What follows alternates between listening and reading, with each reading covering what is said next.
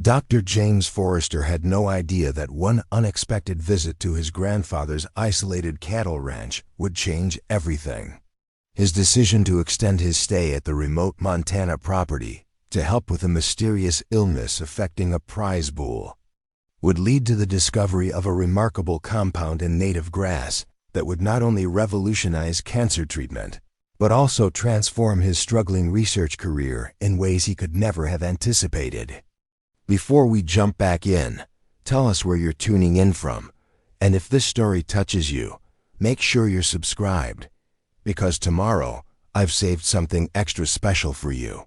As James stood there holding the grass sample in his trembling hands, he had no idea that this moment would reveal a hidden miracle that had been protecting the cattle of Clearwater Valley for generations.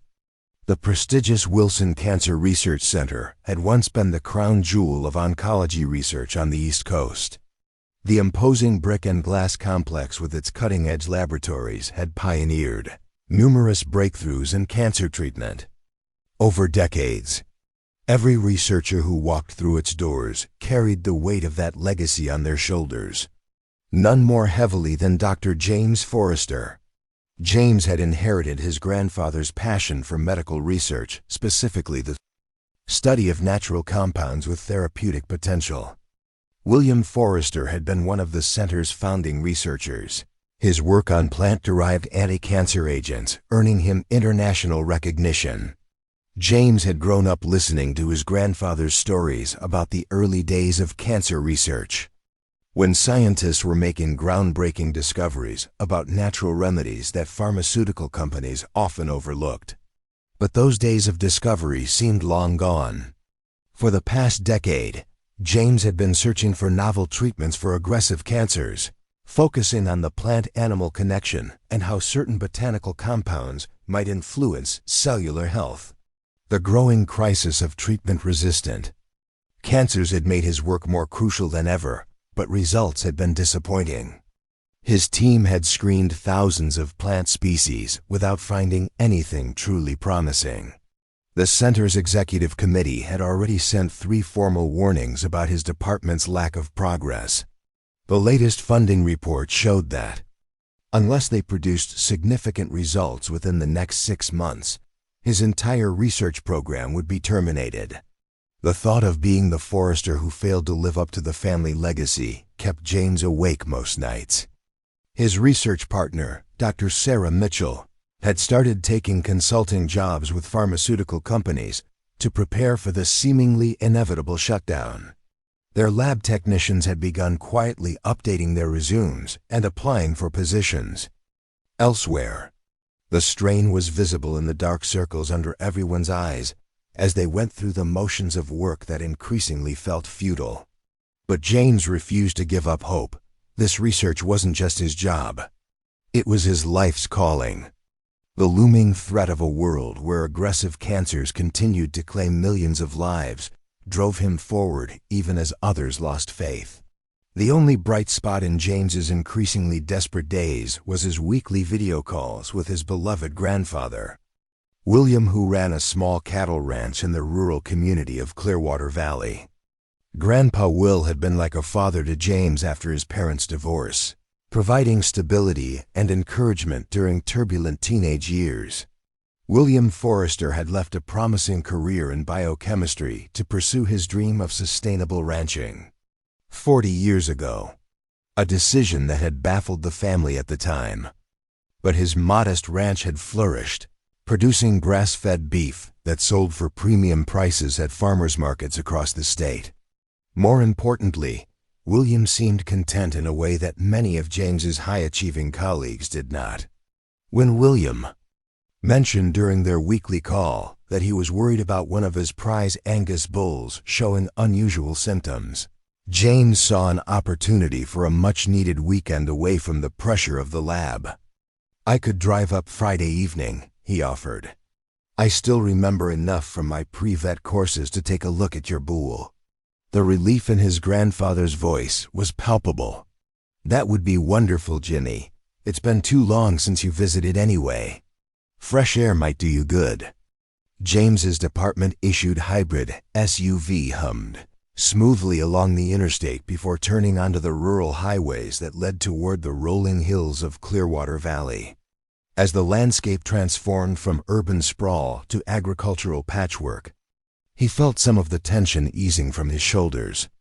The drive usually took about 4 hours, but a mudslide had closed the main road, forcing him to take an unfamiliar detour through increasingly remote back roads. The navigation system finally gave up as he reached a particularly isolated stretch, leaving James to rely on the hand-drawn map William had emailed just in case. As dusk fell, James found himself squinting at road signs that had seen better days, trying to find the turnoff to Clearwater Valley Road. The universe seemed determined to complicate his weekend getaway when his SUV suddenly displayed a warning light he'd never seen before. The hybrid vehicle, usually so reliable, began to lose power on a particularly steep incline. "Come on," James muttered, tapping the dashboard display. "Not now." But the car wouldn't cooperate. With a series of warning beeps, the system initiated an emergency shutdown, leaving James stranded on an unfamiliar road. As darkness fell, his cell phone showed no service bars, and the late October evening was growing increasingly chilly. James weighed his limited options. According to the map, Clearwater Valley should be only a few miles ahead. But in which direction? As he contemplated his next move, headlights appeared around a bend in the road. An ancient pickup truck slowed as it approached, and an elderly man rolled down his window. Preparing and narrating this story took us a lot of time. So if you are enjoying it, subscribe to our channel. It means a lot to us. Now back to the story. Preparing and narrating this story took us a lot of time, so if you are enjoying it, subscribe to our channel. It means a lot to us. Now back to the story. "Car trouble?" he asked, his weathered face creased with concern. "Yes," James explained. "It just shut down. I'm trying to reach William Forrester's ranch in Clearwater Valley." The man's expression brightened. "Will's place? That's just over the next ridge about 3 miles down. I'm Frank Miller, local veterinarian. Hop in. I'll give you a lift. We can call the car service from Will's." Grateful for the unexpected rescue, James grabbed his overnight bag and locked the SUV. Frank's truck was spotlessly maintained despite its age, with a faint scent of pine and leather. As they bounced along the rural road, Frank explained that he'd known William since he first moved to the valley. "Your grandfather is special," he said with obvious respect. "He does things differently, but folks around here have come to appreciate that. Those cattle of his are the healthiest I've ever seen. Never get sick, even when disease sweeps through other herds." Soon they crested a hill, and James saw Clearwater Valley spread out below them in the fading light.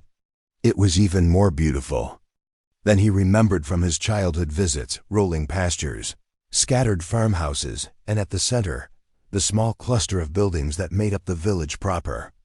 "That's Will's place." Frank pointed to a ranch nestled against a hillside, its white fences visible in the moonlight.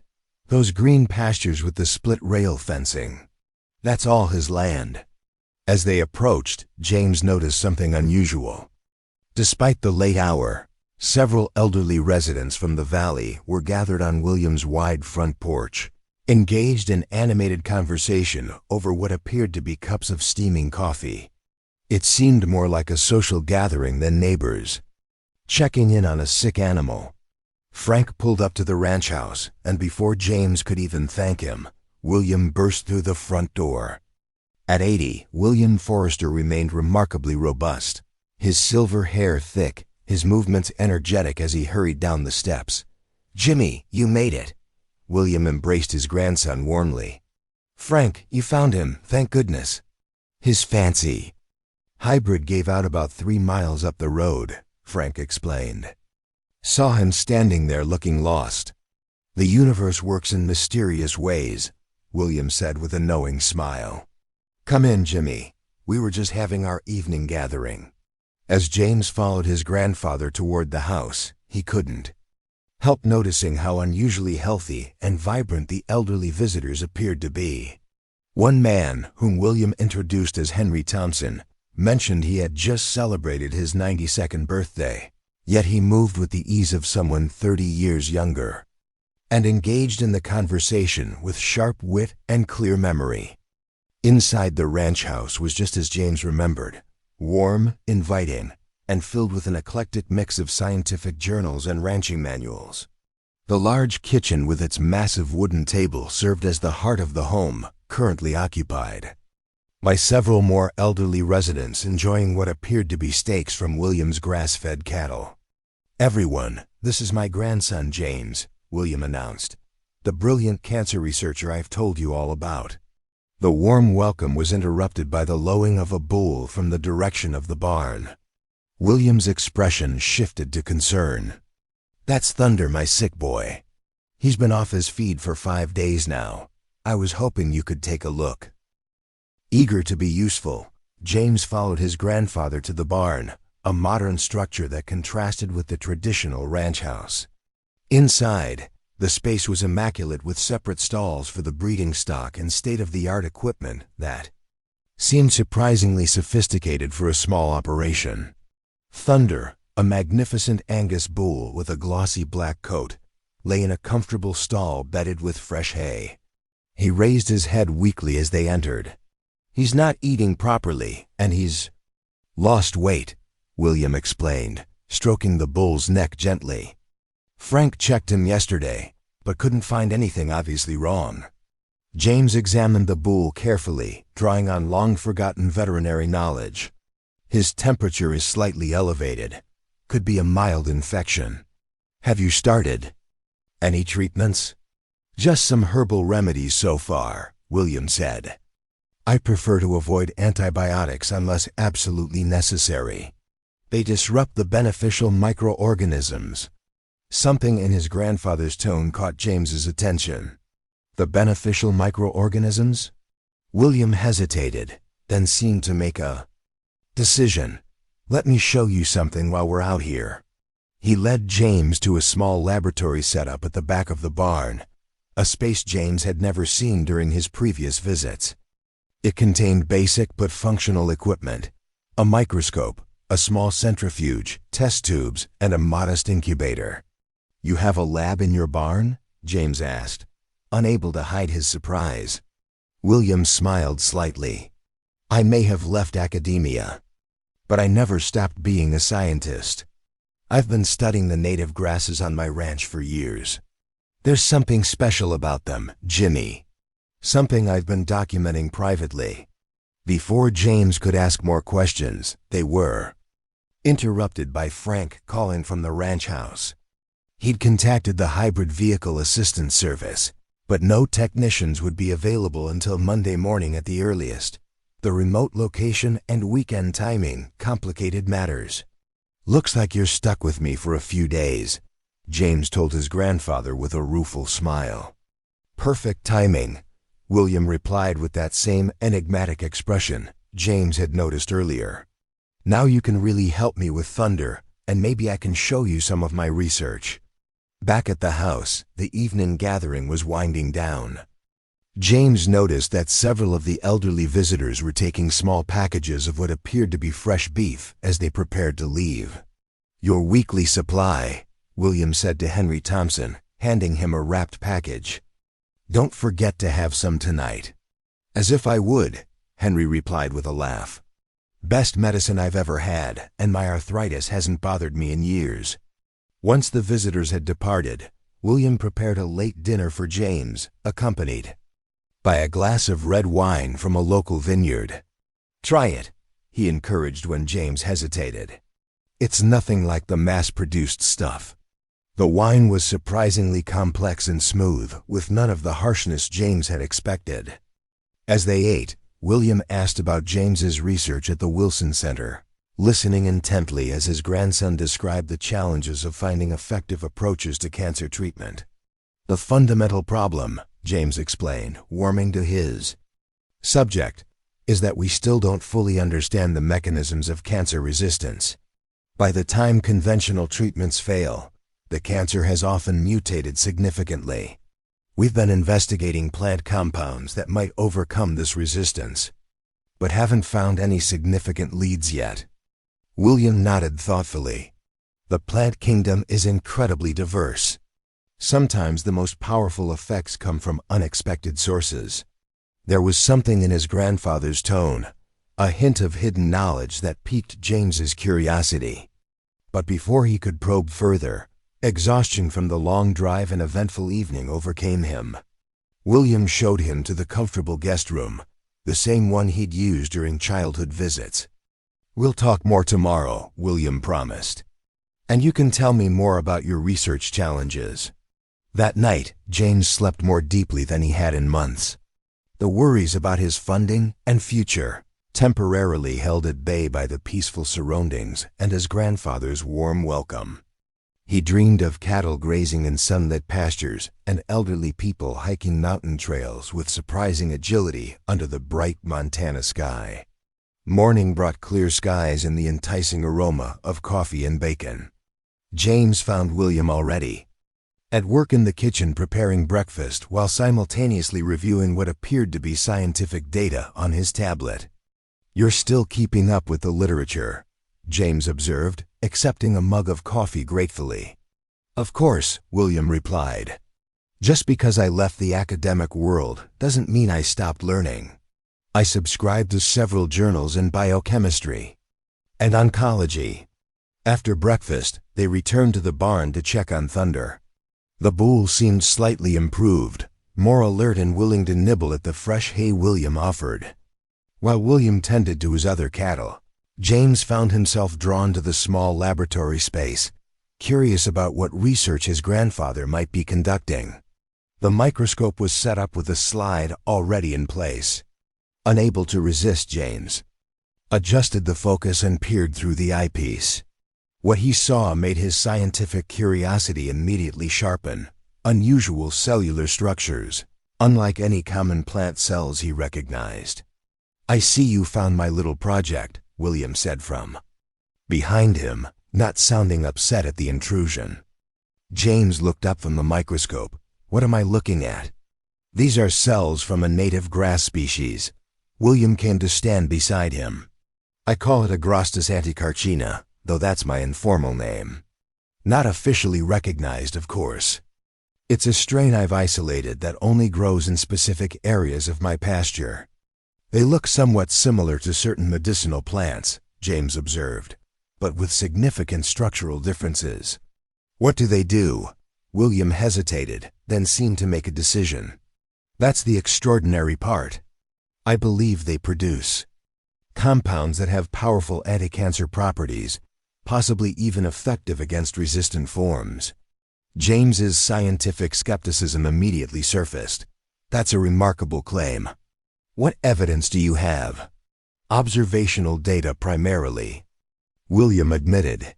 "I haven't had access to a proper research laboratory in years. But the evidence is compelling. Jimmy, look around you. Clearwater Valley has the lowest rate of cancer deaths in the state, possibly the country. The average age in this community is well above the national average, and overall health among the elderly is exceptional." "Correlation doesn't imply causation," James replied automatically, the scientist in him unable to accept such extraordinary claims without solid evidence. "True," William acknowledged. "But when Henry Thompson moved here 12 years ago, he already had stage 3 prostate cancer. His oncologist in Denver had given him months to live. Within 8 months of eating my grass-fed beef regularly, his cancer began to regress. He's not the only case." James felt a surge of both excitement and disbelief. As a scientist dedicated to finding cancer treatments, he couldn't dismiss his grandfather's claims outright. But years of rigorous training made him wary of anecdotal evidence and too-good-to-be-true scenarios. "If what you're suggesting is true," he said carefully, "it would be revolutionary. But we'd need controlled studies, molecular analysis, biomarker verification." "I know," William interrupted gently. "That's why I've kept this private all these years. I don't have the resources or credentials to conduct that kind of research, but I've documented everything meticulously. He pulled a tablet from a drawer and opened a file. These are my records, grass samples, chemical analyses, health outcomes for everyone in the valley who consumes the beef regularly. James scrolled through the data, impressed despite his skepticism. His grandfather had maintained surprisingly rigorous records. For someone working alone without institutional support, the correlation between regular consumption of the grass-fed beef and cancer prevention or regression was striking. Though, as James well knew, many factors could influence such outcomes. "Why are you showing me this now?" he asked, looking up from the tablet. William's expression grew serious. "Because I'm getting older, Jimmy. This knowledge shouldn't die with me. And because I know your research program is in trouble. Maybe this is the breakthrough you've been looking for." The implications were staggering. If William's observations were even partially correct, the compound in his native grass could represent a significant advance in cancer treatment. But the scientist in James couldn't simply accept these claims without verification. "I'd need to take samples back to my lab," he said, thinking through the logistics. "Run proper analyses, isolate the compounds, test their effects on cancer cell lines." "I was hoping you'd say that," William replied with a smile. "I've been waiting for the right person to share this with, someone who would approach it ethically, who would understand its importance beyond commercial potential."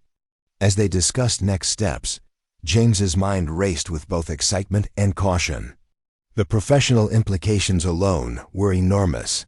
If these compounds truly had anti-cancer properties, it could save his research program and potentially help millions suffering from treatment-resistant cancers. But there were also complexities to consider: intellectual property questions, the impact on Clearwater Valley if word got out, the ethics of how such a discovery should be developed and shared. Their conversation was interrupted by the arrival of several elderly residents bringing lunch, a community tradition, William explained. James observed them with new interest, noting their clear complexions, energetic movements, and apparent health. Henry Thompson, at 92, engaged James in a detailed discussion about recent cancer research he'd read about online, displaying a level of mental acuity that would be remarkable even in someone decades younger. After lunch, William took James on a tour of the pastures where his cattle grazed. The ranch occupied 200 acres of rolling hills, but William pointed out that his cattle showed a distinct preference for certain areas, particularly a meadow near a natural spring that emerged from the hillside. "The soil composition is different here," William explained as they walked through lush grass that seemed more vibrant than surrounding areas. "Higher mineral content, unusual pH balance. I believe it creates the perfect environment for the beneficial grasses to thrive." James knelt to examine the vegetation more closely. His background wasn't in botany or ecology, but even he could see that the plant life in this meadow had a distinctive character, more diverse, somehow more vibrant than the surrounding pastures. "Have you analyzed the soil?" he asked. "Basic tests only," William replied. "I've documented higher levels of certain trace minerals, selenium, zinc, molybdenum, but I don't have the equipment for comprehensive analysis." As they continued walking, William shared more about how he had discovered the unusual properties of his cattle's preferred forage. It had begun almost by accident when he noticed that elderly neighbors who regularly consumed his beef seemed to maintain better health than those who didn't. Being a scientist at heart, he had begun keeping records, making observations, and eventually setting up his modest lab to study the grass's biochemical properties. "I never set out to find a treatment for cancer," he explained. "I was just curious about why my neighbors were staying so healthy into their 80s and 90s.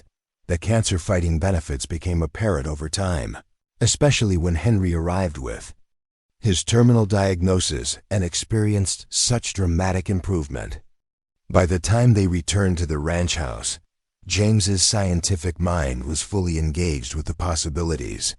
Despite his initial skepticism, he couldn't dismiss the combination of his grandfather's meticulous records, the unusual cellular structures he'd observed under the microscope, and the remarkable health of the elderly residents he'd met. "I want to help you investigate this properly," he told William as they sat on the porch watching the sunset. "When I return to the center, I can run preliminary analyses on grass samples and extract fractions. If the results are promising, we can discuss next steps." William squeezed his hand gratefully. "That's all I've wanted, for someone with the right knowledge and resources to take this seriously. But Jimmy, there's something important you should understand about how I've approached this over the years." "What's that?" "I've deliberately kept this knowledge within our community, sharing the beef only with local residents who need it. I've never sought patents or commercial applications. The people here have become like family, and this gift belongs to them first." James nodded thoughtfully. "That's admirable. But if these compounds truly have the properties you suspect, they could help millions of people suffering from cancer. Doesn't that create an ethical obligation to share the discovery more widely?" "Of course," William agreed. "But how that sharing happens matters deeply. I've watched too many natural remedies get transformed into expensive proprietary drugs that the original communities can no longer access. I don't want that to happen here." This perspective resonated with James more than he had expected. In his years at the Wilson Center, he had seen how commercial interests often shaped research priorities and development, PHWAYs, sometimes at the expense of broader public health goals. "We'll find a balanced approach," he promised, "one that respects the community while making this potential treatment available to those who need it." As they prepared for bed that evening, James found himself more energized about his research than he had been in years. Whether or not his grandfather's grass proved to have the properties William suspected, the investigation itself would open new avenues for his work on plant-derived compounds in cancer treatment. Just before retiring to his room, James paused.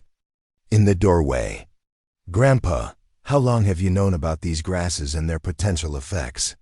William's expression grew thoughtful. "I first isolated the unusual species about 20 years ago, but I suspected something special was happening years before that when I noticed how well my older neighbors were aging." "Why do you ask?" "I'm just wondering why you never published your findings or sought academic collaboration. You were a respected biochemist before you left for ranching. Your observations would have been taken seriously." William was quiet for a moment before responding. "I made a choice when I left academia, Jimmy. I wanted a different relationship with knowledge, one based on direct observation and benefit to my immediate community rather than publications and patents. Maybe that was selfish or maybe it was wise. I'm still not sure." As James drifted off to sleep that night, his mind buzzed with scientific possibilities and ethical considerations. The potential discovery of compounds with powerful anti-cancer properties could transform the field of oncology research and treatment. But his grandfather's approach, patient, community-focused, and wary of commercialization, offered a different model of how scientific knowledge might be developed and shared. The next morning brought unexpected news. Frank arrived early to report that the Hybrid Service Center had managed to remotely diagnose the issue with James's car, a software glitch that could be fixed without waiting for a technician. The car would be operational again by afternoon. While part of James was relieved at the prospect of returning to his lab sooner than expected, another part regretted the shortened visit. There was still so much to learn about William's discovery and the remarkable health of Clearwater Valley's elderly residents. "Let's make the most of the morning," William suggested. "We can collect grass samples from different pastures and prepare some extracts for you to take back to your lab." They spent the next few hours in William's barn laboratory, carefully collecting and preparing samples. James was impressed by his grandfather's methodical approach and meticulous documentation. Despite leaving formal academia decades ago, William had maintained the rigorous habits of a trained scientist. "I've labeled everything according to which pasture each sample comes from," William explained as they packed the samples into a portable cooler. "My observation suggests that cattle that favor the spring meadow develop the strongest cancer resistance." James asked questions about extraction techniques, chemical profiles, and the specific biochemical tests William had performed. Though limited by his equipment, William had conducted surprisingly sophisticated analyses, identifying unique molecular structures in the grass species that might be responsible for its anti-cancer effects. As they worked, William shared more about his journey from academic biochemist to cattle rancher and unofficial community health guardian. "When I first moved here, the locals thought I was just another city person playing at farming," he recalled with a smile. "It took years to earn their trust, especially when I started asking them to track their health while eating my beef." "But they clearly trust you now," James observed, thinking of the elderly residents he'd met. "We've built something special here," William agreed. "A community where aging doesn't automatically mean disease or dependency, where people in their 90s still chop their own firewood, tend gardens, and learn new skills. If your research confirms what I believe about these compounds, we need to find a way to preserve that community spirit in how the discovery is developed." By noon, they had prepared all the necessary samples, carefully packed for transport to James's laboratory at the Wilson Cancer Research Center. Frank arrived to report that James's hybrid had successfully rebooted and was now parked outside, ready for the journey back to the city. As James prepared to leave, William handed him a journal, a detailed record of his observations and experiments over 20 years. "This contains everything I know about the grass species, its growth conditions, and its apparent effects on cancer prevention and regression. It might help guide your analysis." "Thank you," James said, recognizing the trust his grandfather was placing in him. "I'll call you as soon as I have preliminary results." Their goodbye was more emotional than James had expected. What had begun as a simple weekend visit to help with a sick bull had transformed into something far more significant, potentially a turning point in both his career and his understanding of the relationship between scientific discovery and community well-being. "I just want to know your plan if this continues to show promise. How will you approach development and eventual distribution?" It was a critical question, one that had been lingering in James's mind since his visit to Clearwater Valley.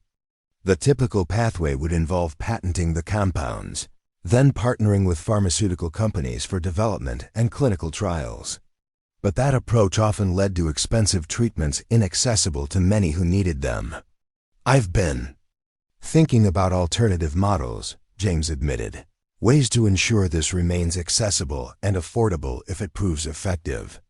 But I need to have more concrete evidence before approaching the center's leadership with unorthodox development proposals." "Keep me informed," William requested. "The people of Clearwater Valley are stakeholders in this discovery too. Their well-being needs to remain part of the equation."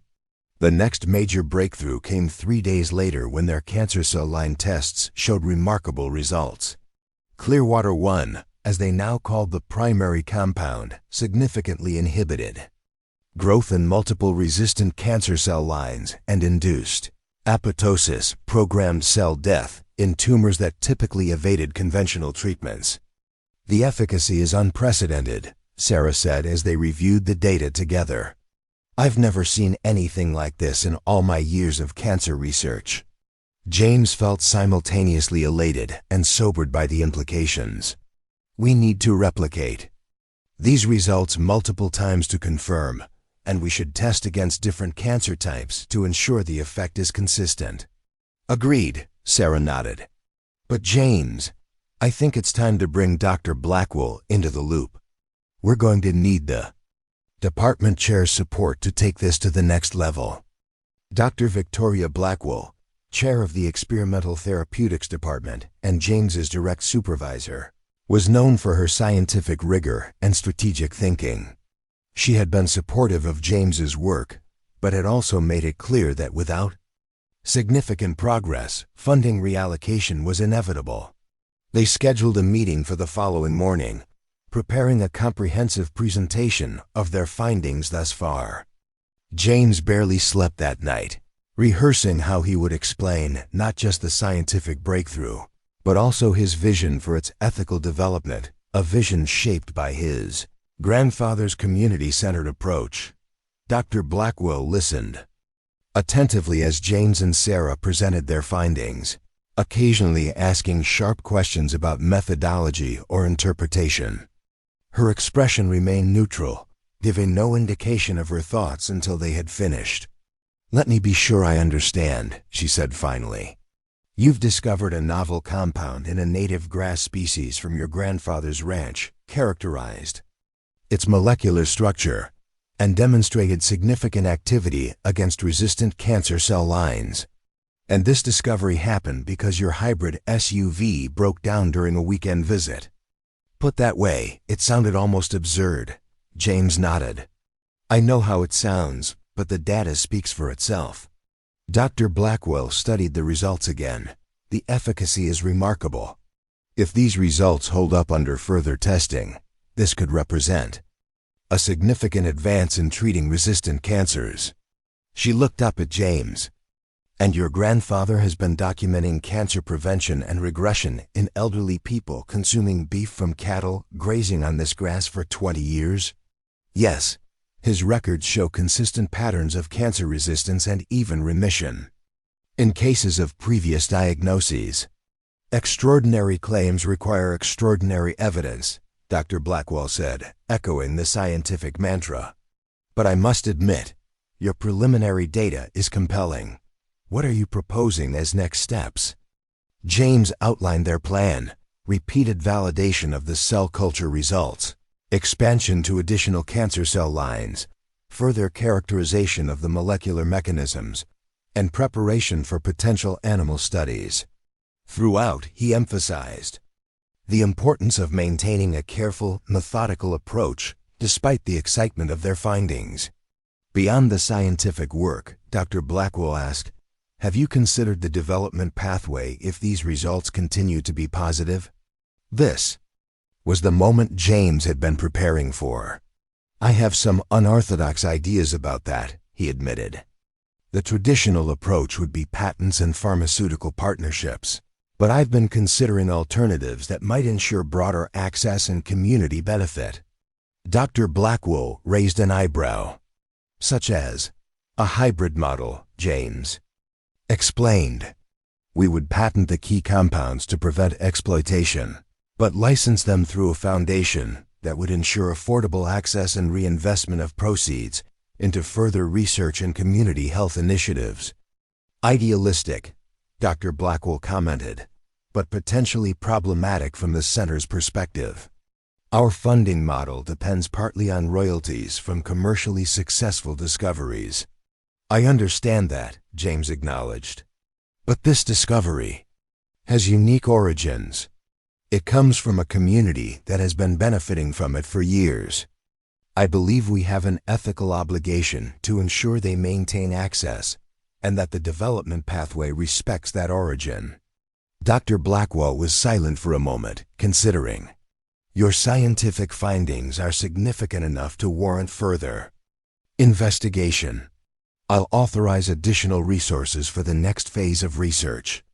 As for the development pathway, let's have that discussion when we have more definitive results." It wasn't full endorsement of James's vision, but it was enough to proceed with the critical next steps. As they left Dr. Blackwell's office, Sarah looked both excited and concerned. "You're pushing boundaries," she said quietly. "Not just scientifically, but institutionally. That carries risks." "I know," James replied. "But this discovery deserves an approach as unique as its origins. If we're really onto something that could help millions of cancer patients, we need to ensure it reaches them, all of them, not just those who can afford expensive proprietary treatments." With Dr. Blackwell's approval, their research accelerated. Additional team members were brought in, each carefully briefed on both the scientific work and the need for discretion until they had more definitive results. The laboratory hummed with renewed energy and purpose, a dramatic shift from the resignation that had pervaded it just weeks earlier. James maintained regular communication with William, sharing their progress and discussing the ethical dimensions of potential development pathways. His grandfather's perspective, shaped by years of observing the benefits of his discovery within a close-knit community, provided a grounding counterbalance to the institutional pressures James faced. The scientific validation matters enormously, William told him during one of their calls, but never lose sight of Henry Thompson and the others whose lives have been transformed. They're not data points. They're people whose quality of life depends on maintaining access to this treatment. 2 weeks after their meeting with Dr. Blackwell, the team achieved another significant milestone. They had successfully synthesized Clearwater 1 and demonstrated that the synthetic version produced the same anti-cancer effects as the naturally occurring compound. This is crucial, Sarah explained to James as they reviewed the results. It means we're not dependent on plant extraction for potential treatments. We can synthesize the active compound directly, which would simplify pharmaceutical development. James understood the significance. While the grass species itself was fascinating from a scientific perspective, having identified and synthesized the key active compound opened more direct pathways to potential treatments. That evening, as James was preparing to leave the lab after another long day, he received an unexpected visitor. Dr. Elizabeth Warren, the center's director of business development, appeared at his office door. "Dr. Forrester," she greeted James, with a practiced smile. "I've been hearing interesting things about your recent work. Do you have a moment to chat?" James's guard immediately went up. Dr. Warren's role was to facilitate partnerships between the center's researchers and pharmaceutical or biotech companies, partnerships that typically involved exclusive licensing of discoveries. While such arrangements brought valuable funding to the center, they often resulted in expensive treatments inaccessible to many patients. "Of course," James replied carefully, gesturing to the chair across from his desk. "What can I help you with?" "Dr. Blackwell has shared some details about your fascinating discovery," Warren said, settling into the chair. "A compound from native grass with potent activity against resistant cancers is exactly the kind of breakthrough our industry partners are interested in." "We're still in early research phases," James replied cautiously. "Many steps remain before we can confirm therapeutic potential in humans." Of course, Warren nodded. "But it's never too early to begin considering development pathways. Several of our pharmaceutical partners specialize in oncology treatments and have the resources to move promising discoveries through clinical trials quickly." James chose his next words carefully. "I appreciate the interest, but we're taking a measured approach to potential development. The unique origins of this discovery may require unconventional partnership models." Warren's smile didn't waver, but her eyes sharpened. "Unconventional models can be challenging to implement, especially when significant development costs are involved. The center has established protocols for commercializing discoveries, protocols that ensure both scientific progress and financial sustainability." The implication was clear. The center expected James to follow the traditional pathway of exclusive licensing to pharmaceutical partners. It was a pathway that had produced successful drugs, but had also contributed to the increasingly unaffordable costs of cancer treatments. "I understand the center's position," James said, "but I believe this particular discovery warrants thoughtful consideration of alternative approaches. When we have more definitive results, I'd be happy to discuss various partnership models that might serve both the center's interests and broader public health goals." Warren's expression cooled slightly. "I look forward to that conversation, Dr. Forrester. In the meantime, I'd advise caution in making any commitments or statements about development pathways. These decisions involve many stakeholders beyond the research team. After Warren left, James sat at his desk, feeling the weight of institutional expectations pressing against his vision for how this discovery should reach the world. It was a conflict he had anticipated, but now faced concretely: the tension between conventional development models that funded research institutions and alternative approaches that might better serve patients and communities. He called William that evening, seeking his grandfather's wisdom and perspective. "The pressure is beginning already," he explained after describing Warren's visit. "The center has existing relationships with pharmaceutical companies and established protocols for commercializing discoveries. And what do you want?" William asked simply. The question made James pause. In the excitement of the scientific discovery and the complexity of institutional politics, he hadn't fully articulated his own vision. "I want this to reach everyone who needs it," he said finally. "Not just wealthy patients in developed countries, but anyone suffering from resistant cancers.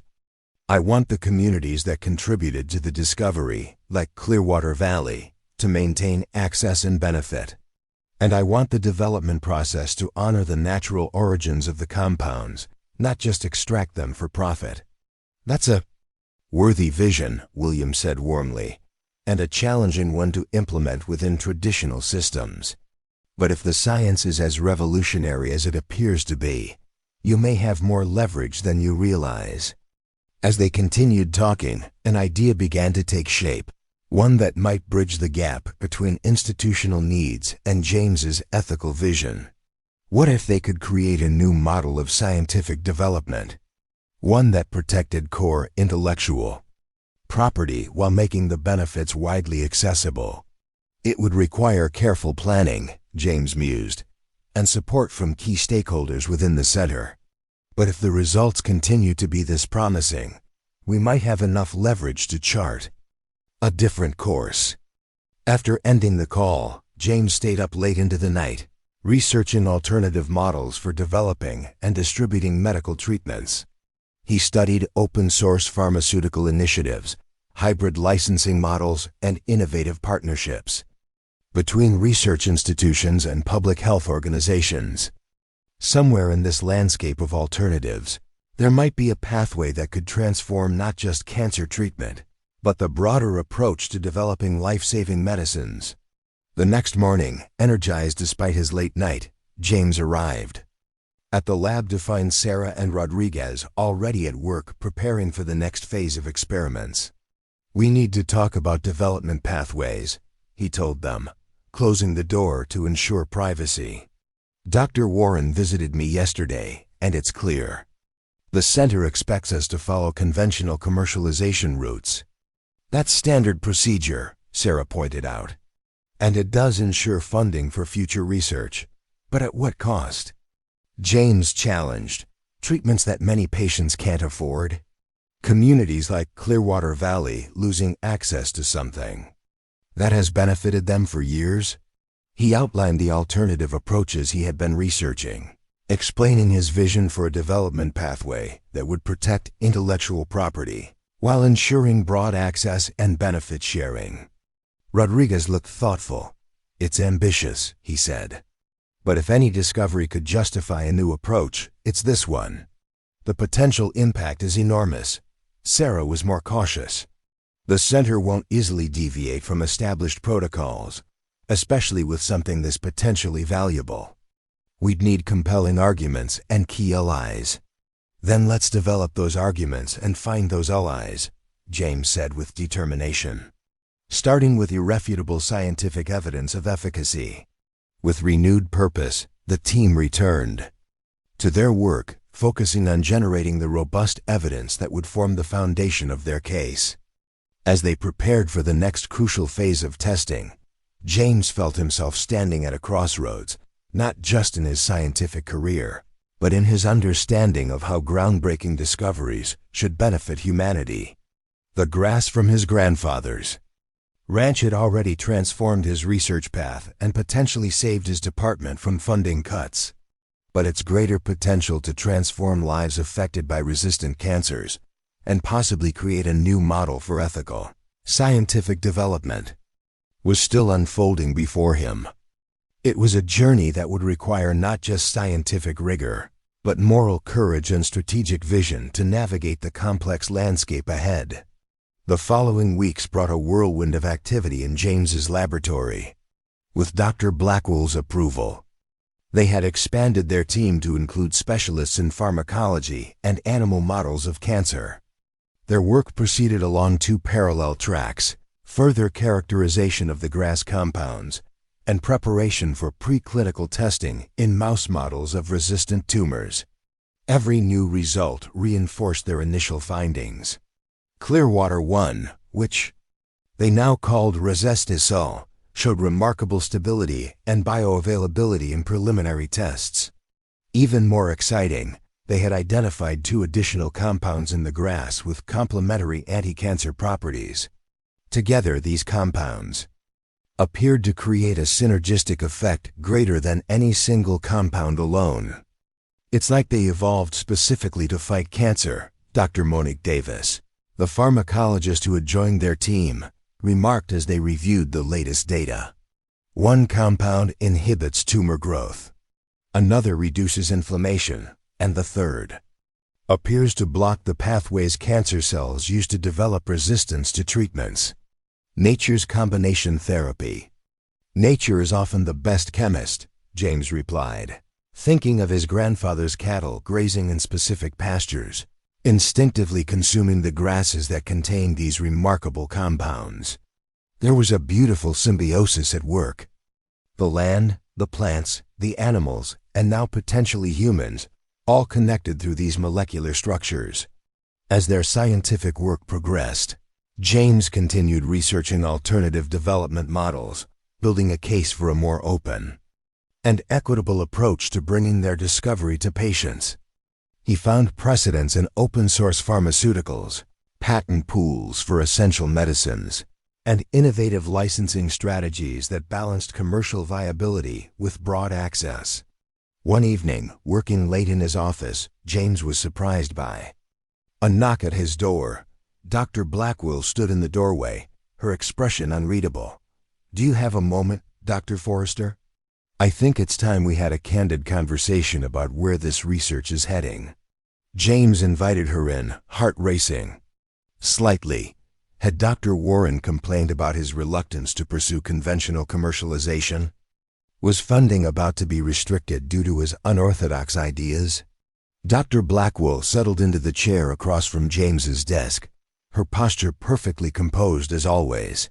"Your team's results continue to be extraordinary," she began, surprising James with the positive opening. "The replicated cell line studies are compelling, and the preliminary animal work looks promising. You've accomplished remarkable progress in a short time." "Thank you," James replied cautiously. "The team has been exceptional. I understand you've been researching alternative development models." Dr. Blackwell continued, getting directly to the point.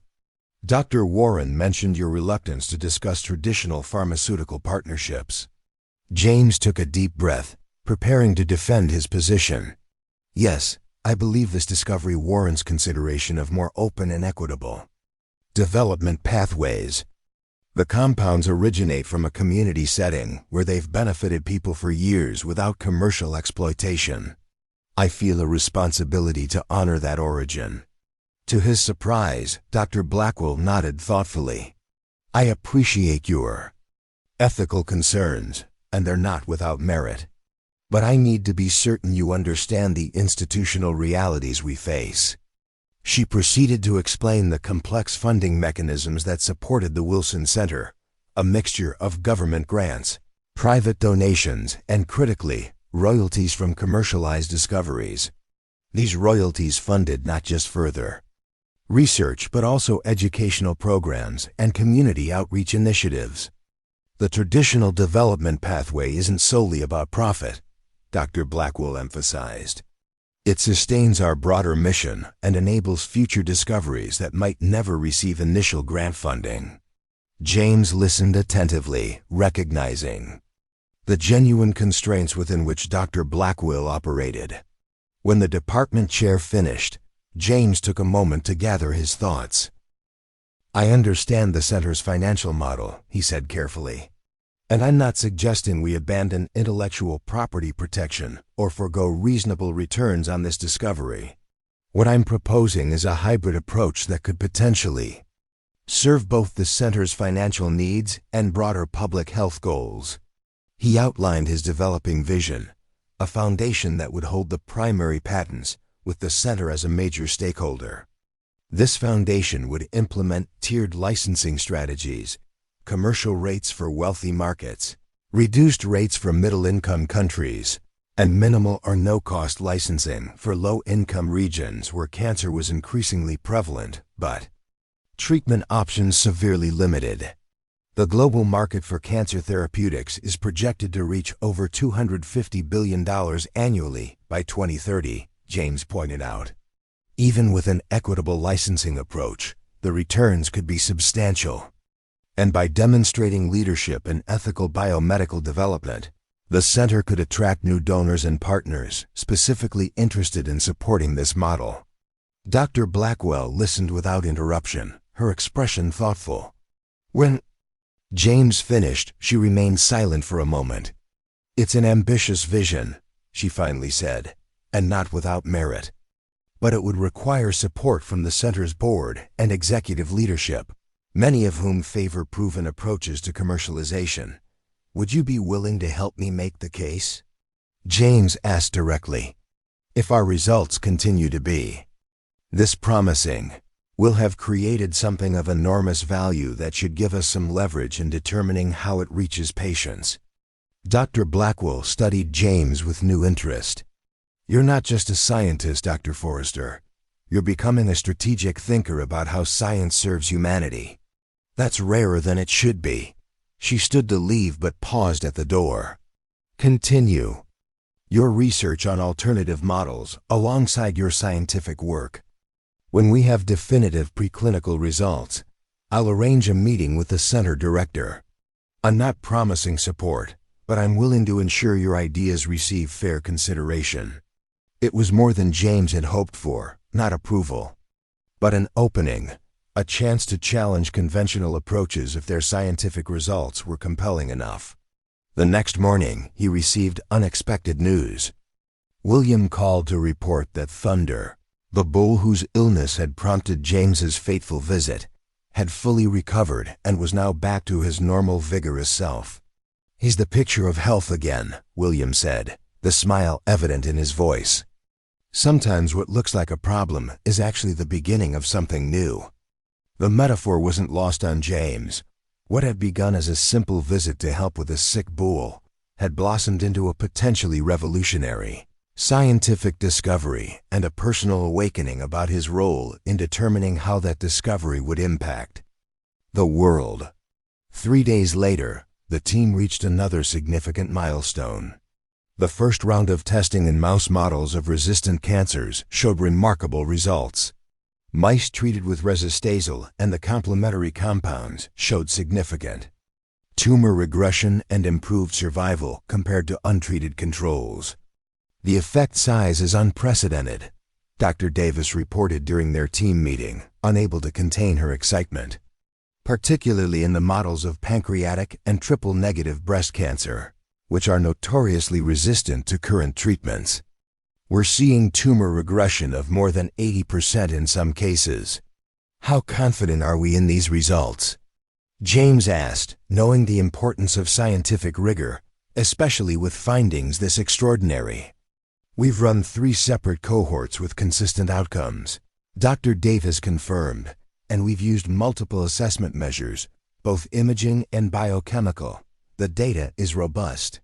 This was the moment they had been working toward, clear preclinical evidence that the GRAS compounds could potentially treat resistant cancers, not just prevent them. If these results translated to humans, they were looking at a true revolution in cancer treatment. "We need to prepare a comprehensive report for Dr. Blackwell," James decided, "and start planning for the next phase of testing, Sarah, can you coordinate with the preclinical team on expanded animal studies? We need to establish dosing parameters and begin safety assessments.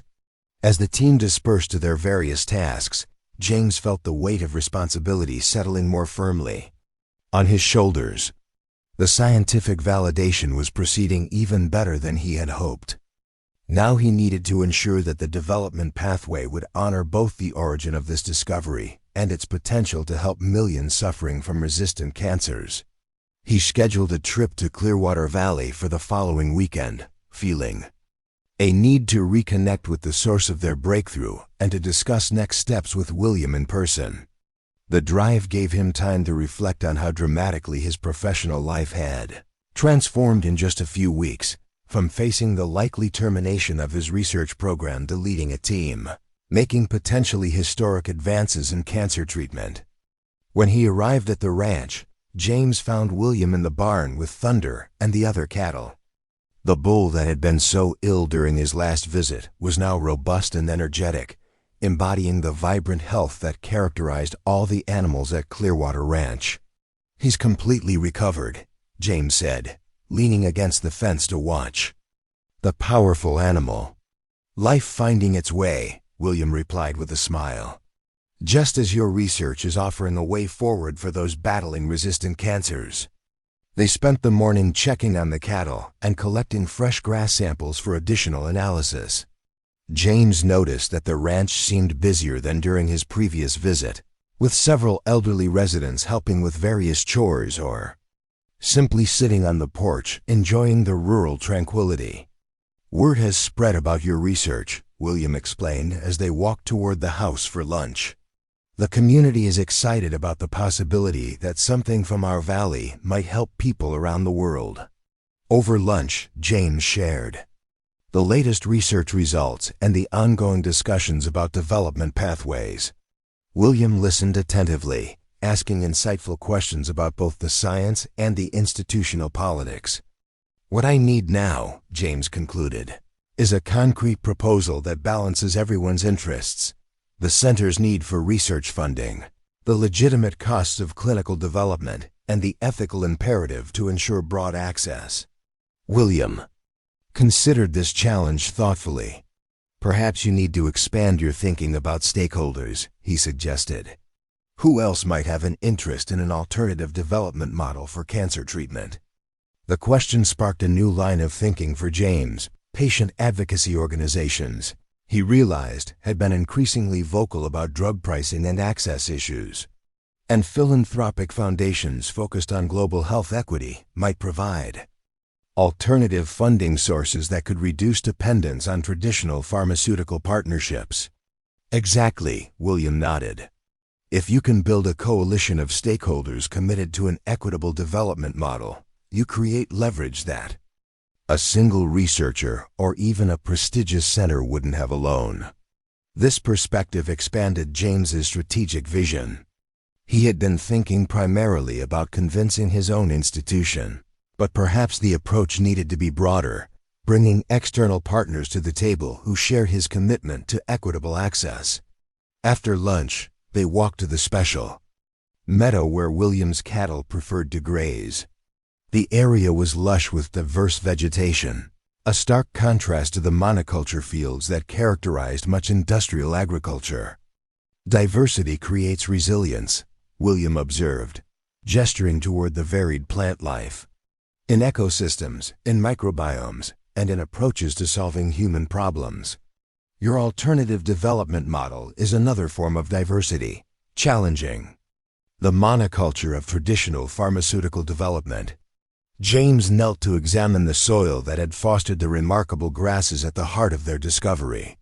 "I wonder what other treasures nature holds that we haven't recognized yet," he mused. "How many potential treatments exist in unexpected places, overlooked because they don't fit our conventional research paradigms?" "That's why your work matters beyond just this specific discovery," William replied. "You're creating space for different ways of finding and developing treatments, ways that honor the communities and ecosystems where they originate."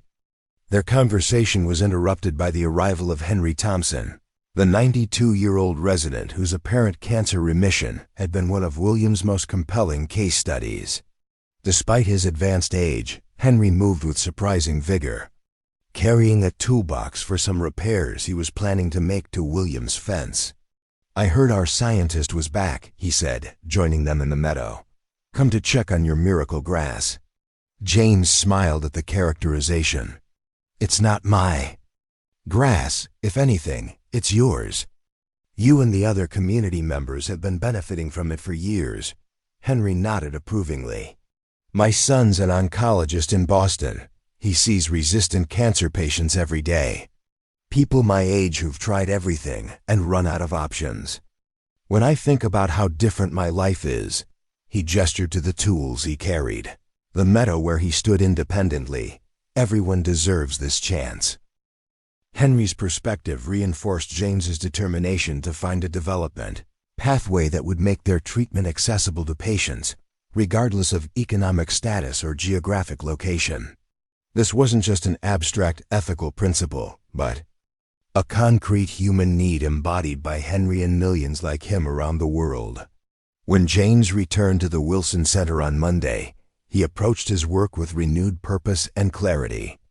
The weekend at Clearwater Valley had grounded him in the human impact of their scientific work and expanded his thinking about strategic approaches to development.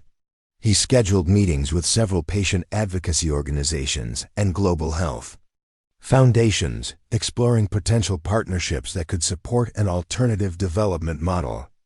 The responses were cautiously positive. Many of these organizations had been searching for exactly this kind of opportunity to demonstrate that life-saving treatments could be developed through more equitable pathways. Meanwhile, the scientific work continued to accelerate. The expanded animal studies confirmed their initial results and established preliminary safety parameters. They began preparing for toxicology assessments, a critical step toward eventual human trials. As James had hoped, Dr. Blackwell arranged a meeting with the center's director, Dr. Robert Morgan, to discuss their findings and potential development strategies. The director was a distinguished oncologist who had transitioned to administration, maintaining a reputation for scientific rigor while skillfully navigating the complex politics of biomedical research funding. James prepared meticulously for this pivotal meeting, compiling comprehensive data presentations and refining his proposal for an alternative development pathway. He included preliminary expressions of interest from the patient advocacy organizations and foundations he had contacted, demonstrating that external support existed for his approach.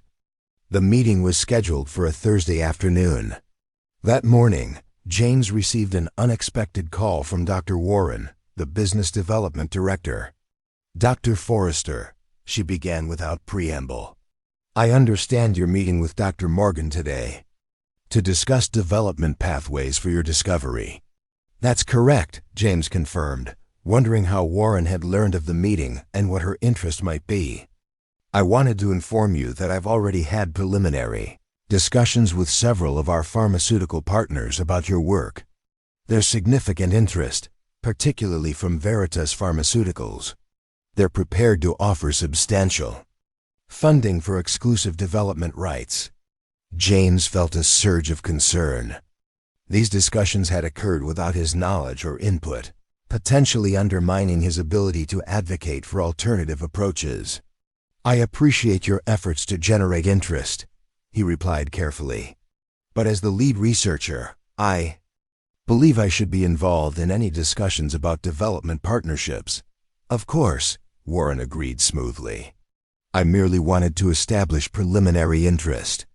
The potential value of your discovery is extraordinary, and the center has a responsibility to maximize the return on its research investments." After ending the call, James immediately contacted Dr. Blackwell to alert her to this development. The department chair sounded troubled. "This complicates our meeting with Dr. Morgan," she acknowledged. "Warren has significant influence, and Veritas is one of the center's major corporate partners. All the more reason to present a compelling alternative," James argued.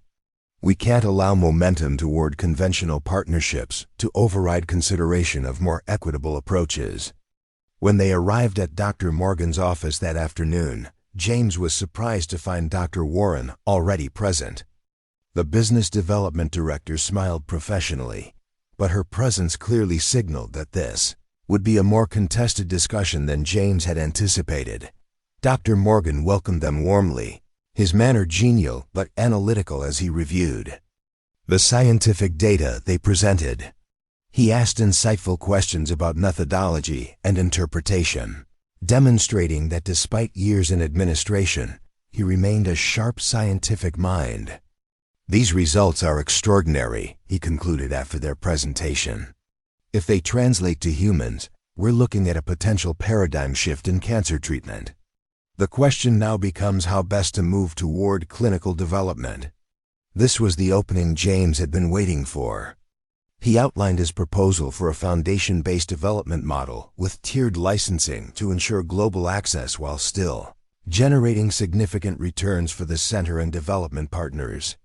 "We've received preliminary interest from several patient advocacy organizations and global health foundations," he explained, distributing copies of supporting letters.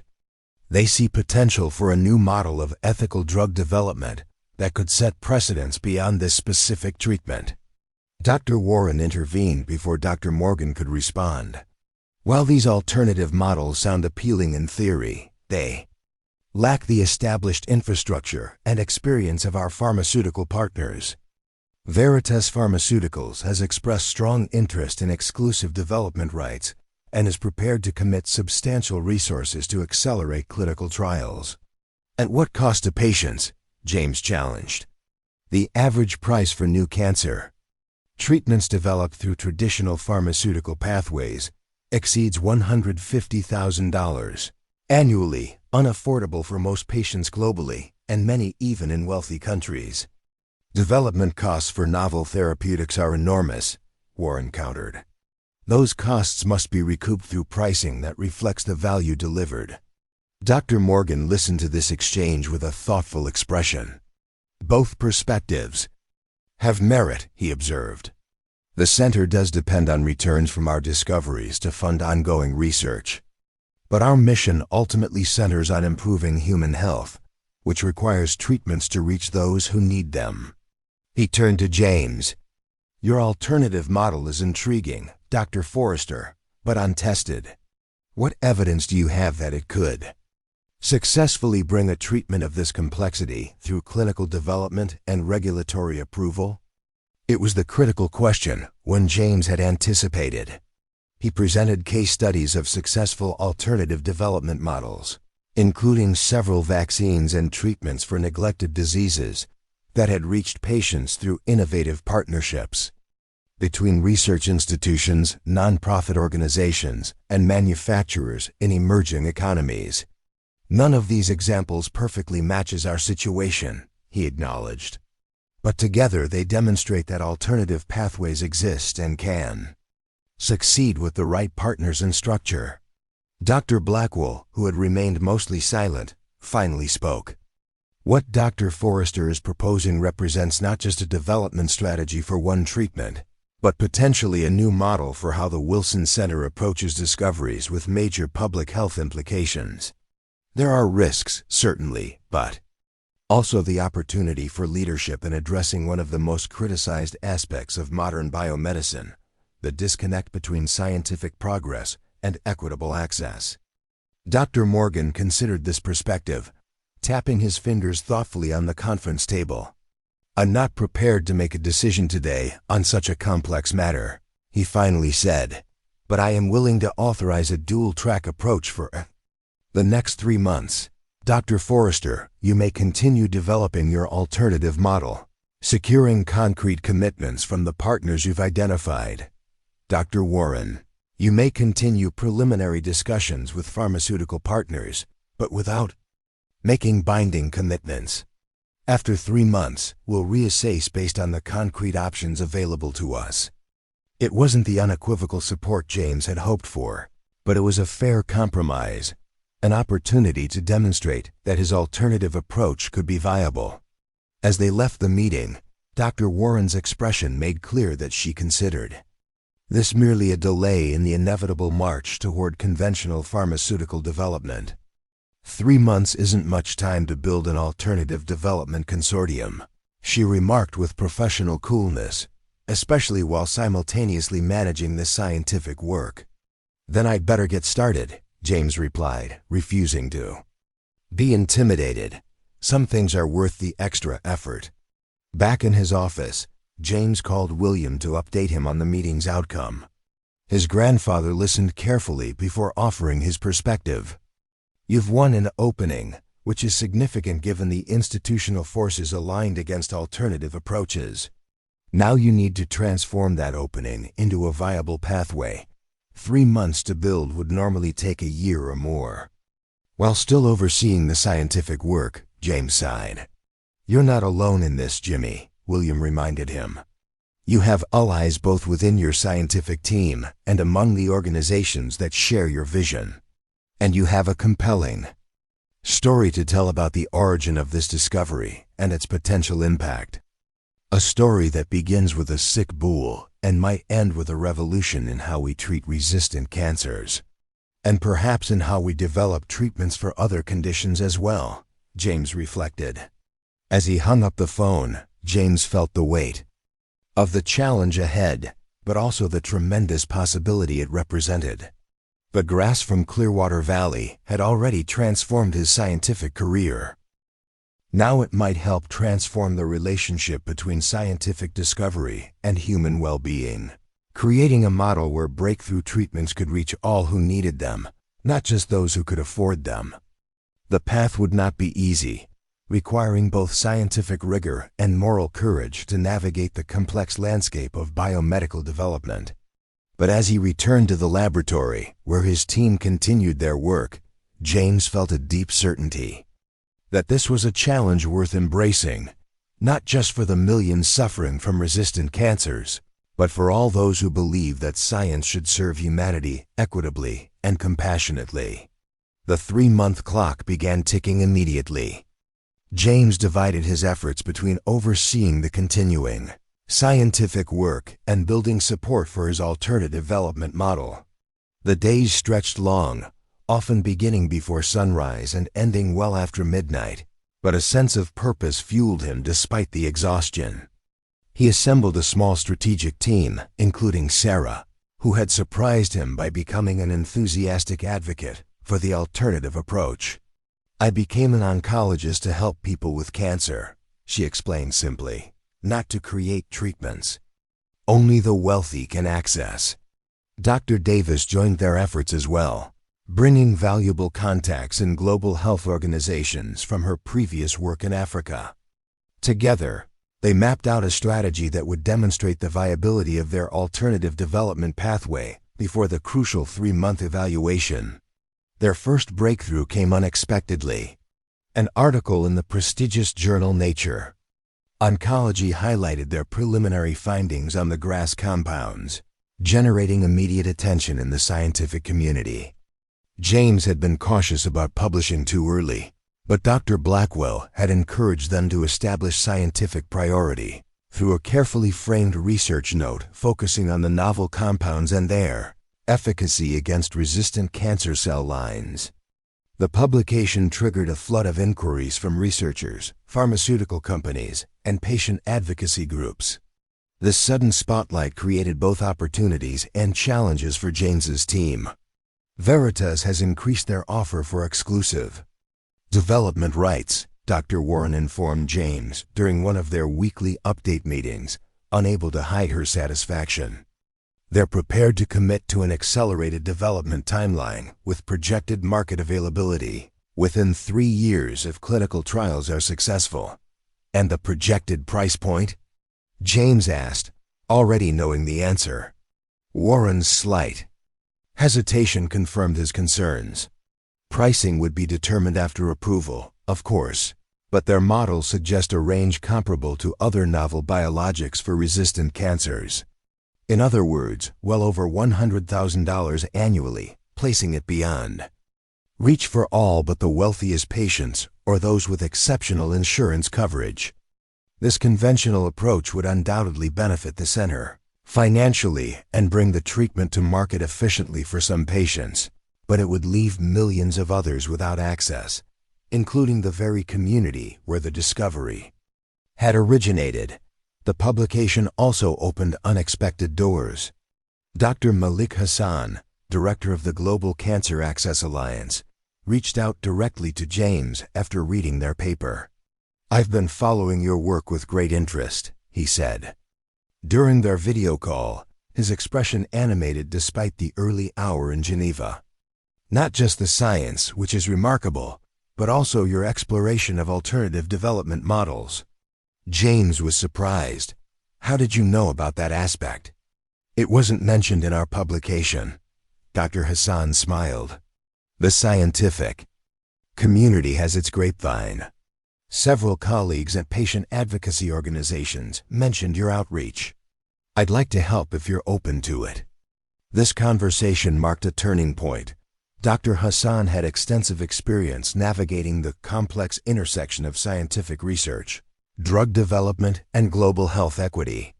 Under his guidance, James's vision began transforming from an idealistic concept into a concrete proposal with specific structures, funding mechanisms, and development timelines. The core of their model emerged as a specialized foundation, the Resistance Cancer Treatment Access Foundation, that would hold the primary patents for resistasal and related compounds. The foundation would be governed by a board representing multiple stakeholders: the Wilson Center, patient advocacy organizations, global health experts, and notably, representatives from Clearwater Valley, honoring the community where the discovery originated. Instead of exclusive licensing to a single pharmaceutical partner, the foundation would implement a tiered approach: non-exclusive licensing to multiple manufacturers with differential pricing requirements based on market location and patient income levels. This structure would ensure both the financial returns needed to sustain research and the broad access James considered ethically essential. "The key is demonstrating financial viability," Dr. Hassan advised during one of their planning sessions. "Your scientific results are compelling enough to attract significant investment even without offering exclusive rights. We need to make that concrete through formal commitments." Following his guidance, James approached several socially conscious investment funds that specialized in healthcare innovations with global impact. The response exceeded his expectations. 3 major funds expressed serious interest, collectively indicating willingness to commit over $300 million to clinical development if the alternative model was adopted. This level of financial commitment changes the conversation entirely. Dr. Hassan noted with satisfaction. "It demonstrates that ethical development isn't just morally superior, but financially viable." Meanwhile, the scientific work continued to advance. The toxicology study showed remarkably favorable results, with no significant adverse effects, even at doses substantially higher than the therapeutic range. They began preparing the investigational new drug application that would allow them to proceed to phase 1 clinical trials once a development pathway was established. As James's team built momentum for their alternative approach, resistance from traditional quarters intensified. Dr. Warren orchestrated a series of meetings between Veritas executives and key members of the center's board, emphasizing the purported risks of unproven development models and the potential revenue loss if exclusive licensing was declined. These behind-the-scenes maneuvers came to light when Dr. Blackwell warned James during one of their weekly updates. "Several board members have expressed concerns about your approach," she said frankly. "They're uncomfortable with rejecting a guaranteed revenue stream in favor of an untested model, regardless of its ethical merits." "Then we need to make our case directly to the board," James decided. "Not just the ethical arguments, but the financial and reputational benefits of leadership in ethical drug development." Dr. Blackwell nodded thoughtfully. "I can arrange that, but you need to be exceptionally well prepared." These are business people and administrators, not scientists or ethicists. They respond to concrete numbers and risk assessments, not idealistic visions. This insight guided James's preparation for what would likely be the decisive presentation. He worked with Dr. Hassan and financial experts from the interested investment funds to develop detailed projections comparing the CONVENTION alternative development models. Their analysis showed that while the traditional approach might generate higher short-term returns, the alternative model offered comparable lifetime revenue with significantly greater global impact and reputational benefits. As the 3-month evaluation period neared its conclusion, James scheduled a weekend visit to Clearwater Valley, seeking both rejuvenation and perspective before the final push. The familiar drive now felt like a journey between two worlds: high-pressure scientific environment of the Wilson Center and the grounded community wisdom of his grandfather's ranch. He arrived to find William hosting what appeared to be a community gathering on his sprawling front porch. Elderly residents from throughout the valley sat in comfortable chairs, enjoying fresh beef from the ranch's cattle and lively conversation. Perfect timing, William greeted him with a warm hug. Everyone's been asking about the progress with your research. James found himself surrounded by the very people who had unwittingly demonstrated the effectiveness of the grass compounds. For years, Henry Thompson patted the chair beside him, inviting James to join their circle. "Tell us what's happening with our miracle grass," he requested, his bright eyes belying his 92 years. "Are you making progress toward helping others like me?" James explained both the scientific advances and the ongoing debate about development pathways, translating complex concepts into accessible language. The elderly residents listened with remarkable engagement, asking insightful questions that reflected their personal stake in the outcome. "So these big companies want exclusive rights to something that's been freely available to us for years?" asked Frank Miller, the veterinarian who had rescued James during his first visit. "And they'd sell it at prices most people couldn't afford?" "That's the conventional approach," James confirmed. "It's how most new treatments are developed." "Doesn't seem right," Frank commented, shaking his head. He outlined the modifications the board required, primarily involving governance structures and financial benchmarks. These changes strengthened rather than undermined the core approach James had advocated, adding accountability measures that would help ensure the model's success. "We expect this decision to be controversial within certain quarters of the biomedical research community," Dr. Morgan acknowledged, "but we also believe it may represent an important evolution in how research institutions approach the development of discoveries with major public health implications." As the meeting concluded, several board members approached James personally to express their support and appreciation for his advocacy. One, a distinguished oncologist, clasped his hand. Warmly, "My brother died of pancreatic cancer last year," she said quietly.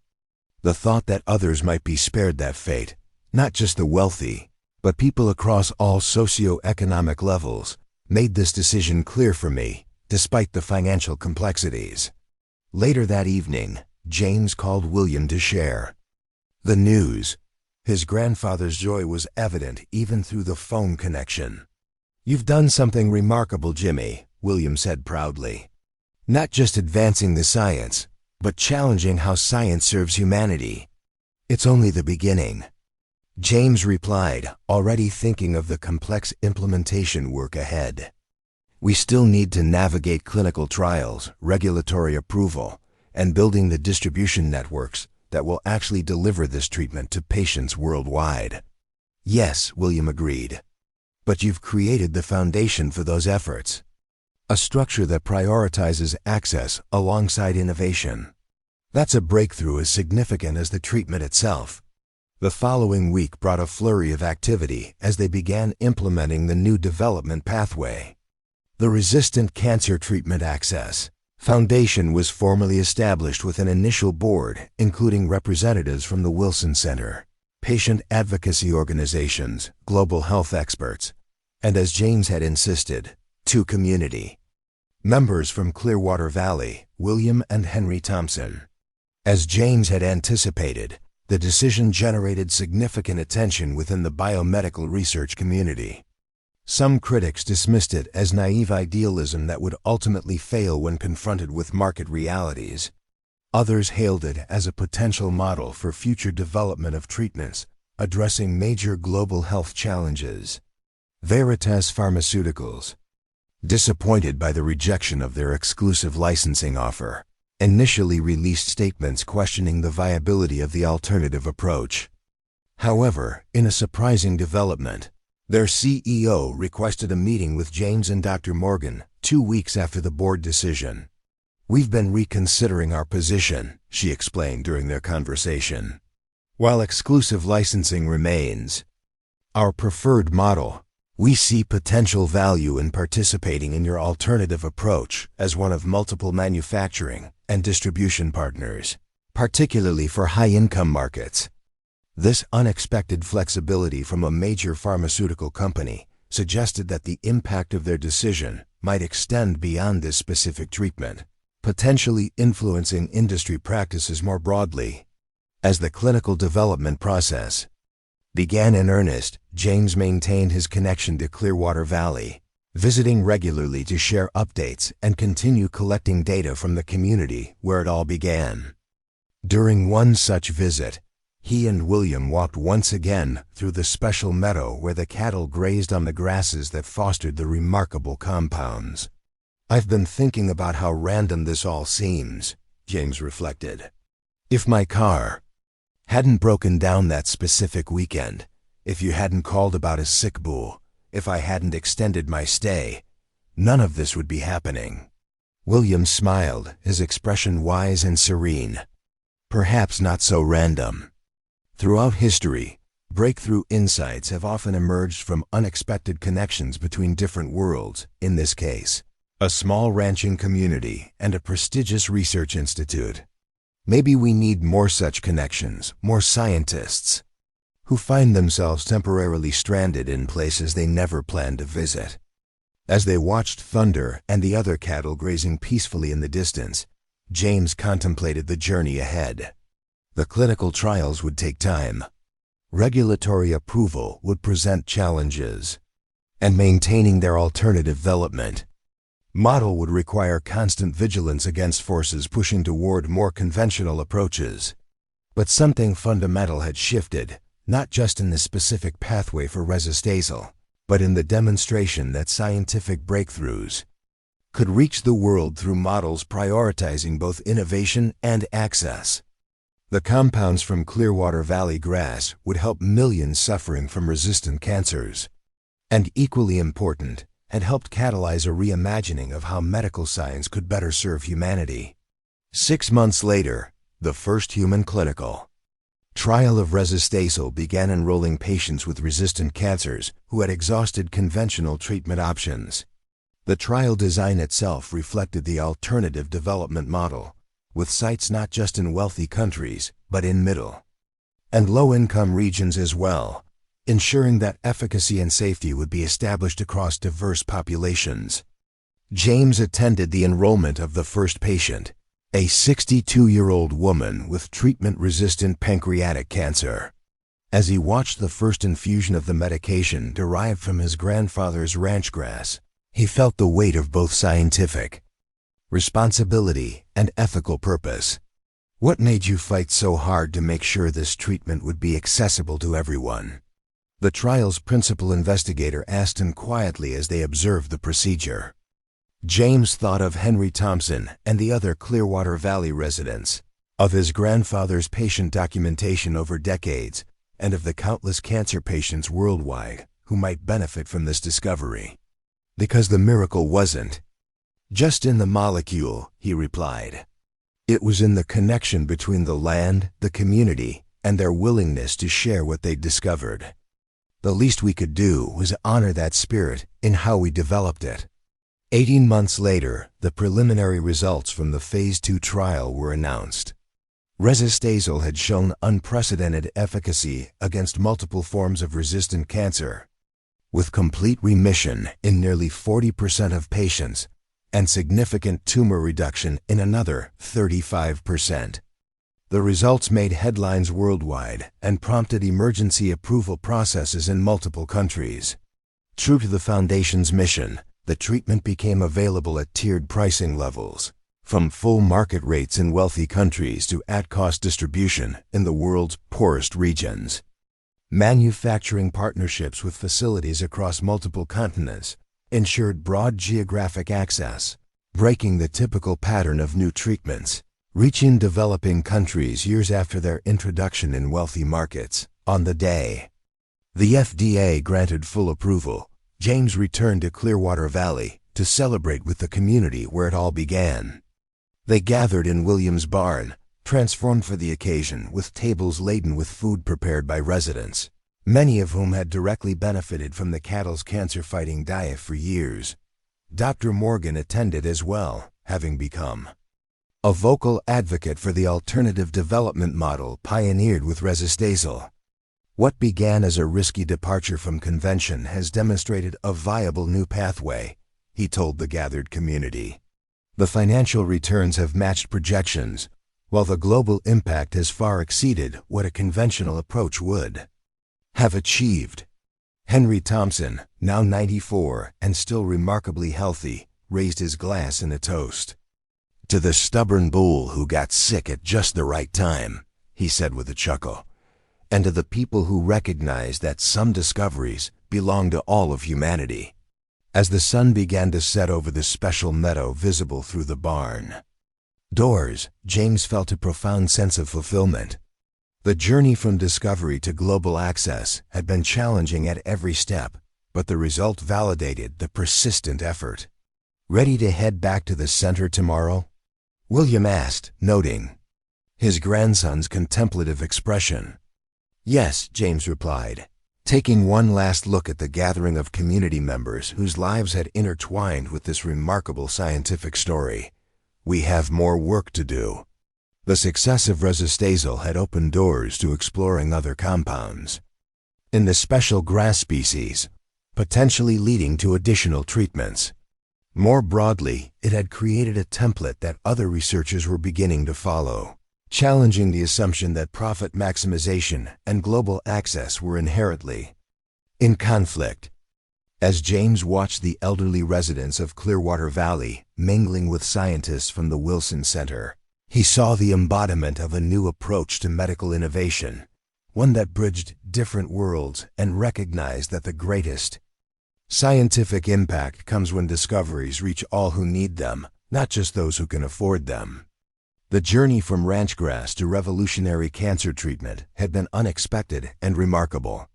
But perhaps its greatest significance lay in demonstrating that different pathways were possible, both in treating disease and in sharing the gifts of scientific discovery with all who needed them. Up next, you've got two more standout stories right on your screen. If this one hit the mark, you won't want to pass these up. Just click and check them out. And don't forget to subscribe and turn on the notification bell so you don't miss any upload from us.